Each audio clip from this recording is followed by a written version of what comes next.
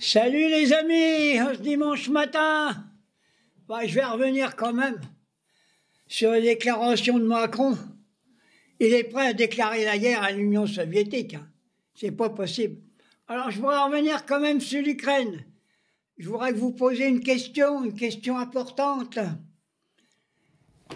Comment que ça se fait que les partis de gauche sont interdits en Ukraine? Zelensky, c'est quoi? Zelensky, c'est un nazi. Ce qui interdit les partis de gauche, c'est qu'ils font partie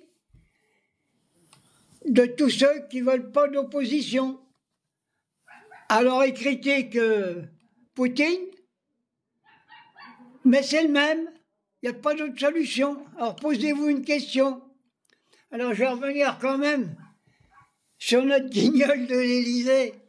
Alors ça y est, ils veulent faire des armes par-ci, des armes par-là, 5 rafales par semaine. Il faut arrêter ce guignol. Et il faut l'arrêter. C'est pas possible. Et puis alors, quand je vois les guignols à la télévision, tous ces journalistes, il n'y en a pas un pour relever l'autre. J'ai essayé d'écouter l'antenne 2, je dis tiens, elle est peut-être meilleure que les autres, mais c'est pareil. Ils sont contre la France insoumise. Ils traitent que la France insoumise, c'est des antisémites. C'est faux. Trouver une condamnation d'un membre de la France insoumise ou d'un militant de la France insoumise qui est un antisémite. Aucune condamnation. Donc ça veut dire qu'ils ne sont pas antisémites. Combattre le génocide qui est en train de se faire à Gaza, c'est pas être antisémite, c'est simplement mettre un nuage important d'humanisme sur Gaza. Oui, c'est pas parce que le peuple juif a souffert en 1945 par rapport à leur déportation dans les fours crématoires qu'ils vont avoir le droit de faire la même chose à Gaza. La Palestine appartient aux Palestiniens et non à Israël. Israël, en réalité, ils ont occupé une terre qui ne leur appartient pas, donnée par les Américains et les Anglais à la fin de la dernière guerre. Ils étaient invités. C'est pas parce qu'ils sont invités, que les gens sont invités, ils ont le droit tous les jours à soulever la marmite des autres et à fouiller dedans.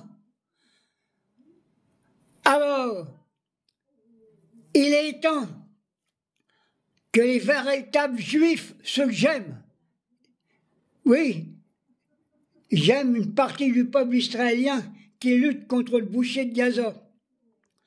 Il y a eu des reportages qui ont été faits par les juifs de gauche. Ils ne passent pas à la télé. On n'en veut pas. On n'en veut pas. Ça veut dire que les journalistes français de toutes les chaînes de télévision, c'est des génocidaires. S'ils ne se lèvent pas contre le boucher de Gaza et à redonner une terre, un bon morceau de terre aux Palestiniens, ce sont des criminels de guerre.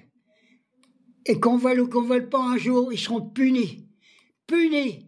Ils iront au tribunal international. J'ai même vu qu'il y a un connard de je ne sais pas de quoi, il me semble que c'est en Israël, il veut mettre le président de la Ligue internationale des droits de l'homme en prison. Quel guignol!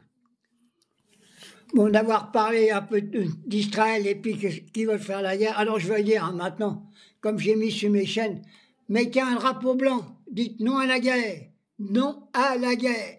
Et j'appelle tous les gamins dans les universités, partout, à mettre un drapeau blanc aux fenêtres et dire non à la guerre, on n'en veut pas, il y a autre chose à faire. On n'a même plus de diplomates pour négocier. Emmenez-moi. Prenez-moi comme diplomate, moi je vais aller discuter avec Poutine.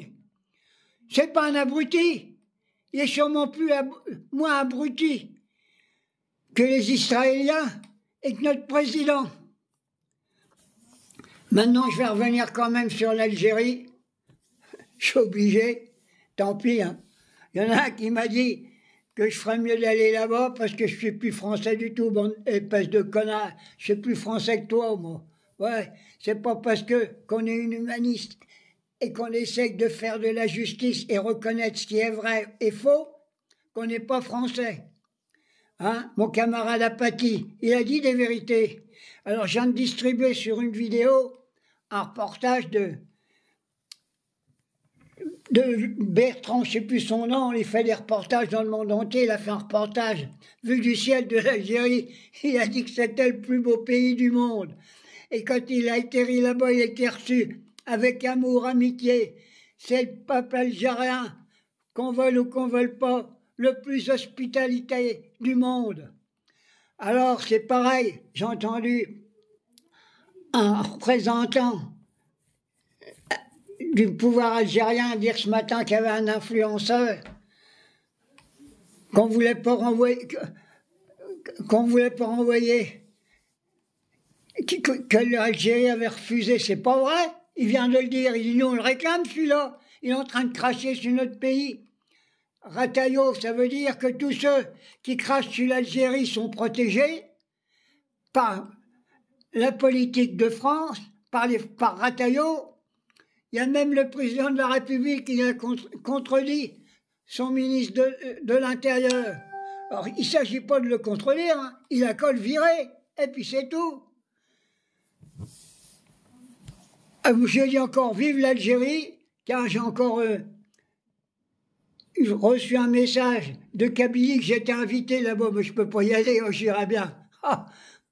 J'irai bien, mais je ne peux pas parce que je suis trop mal foutu. Hein. Arrêtez de dégueuler sur les gens qui veulent l'amour entre les peuples. L'Algérie maintenant, il soutient la Palestine. J'attends que le Maroc en fasse autant, que la Tunisie en fasse autant, et que l'Arabie Saoudite s'unisse pour virer les Israéliens de la bande de Gaza. Voilà ce que j'avais à dire ce matin. Je dis, vive la France, vive l'Algérie, et j'appelle ceux qui sont encore vivants, qui ont combattu comme moi en Algérie, de prendre la parole, de dénoncer tous les crimes qui ont été